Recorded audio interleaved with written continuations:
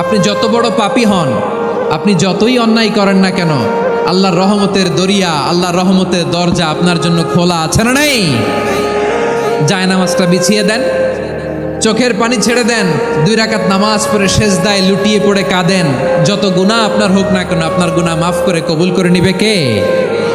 মুবাশশিরাম বিরহমাতিল্লাহ, বিশ্বনবী তিনি সুসংবাদদাতা, বেয়ারার of glad tidings, সুসংবাদ দেন।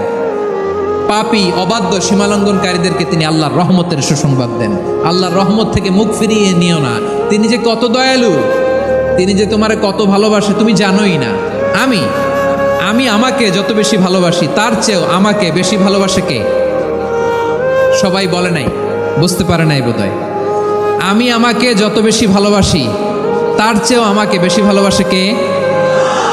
আমার মাতা পিতা আমাকে যত ভালোবাসে তার চেয়েও আমাকে বেশি ভালোবাসে কে?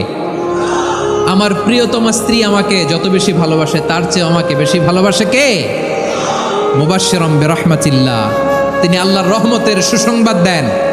আবার আমরা যখন দোয়া পড়ি, আমরা পড়ি রব্বানা আতিনা ফিদ দুনিয়া হাসানাতাও ওয়া ফিল আখিরাতি হাসানাতাও ওয়া কিনা আযাবান নার। আল্লাহ দুনিয়ার কল্যাণ দাও, আখিরাতের কল্যাণ দাও, জাহান্নামের আগুন থেকে বাঁচিয়ে দাও, পড়ে আমিন। ওয়া কিনা আযাবান নার মানে কি? আল্লাহ তুমি আমাদেরকে বাঁচাও আগুনের শাস্তি থেকে। এটা বিশ্বনবীর সবচাইতে প্রিয় দোয়া ছিল। নবী যখন তাওয়াফ করতেন, প্রতিটা তাওয়াফে তিনি এই দোয়াটা পড়তেন। রুকনে ইয়ামানি থেকে হাজরে আসওয়াদে যখন তিনি যেতেন, এই দোয়াটা পড়তেন, রব্বানা আতিনা ফিদ দুনিয়া হাসানা ওয়া ফিল আখিরাতি হাসানা ওয়া কিনা আযাবান নার।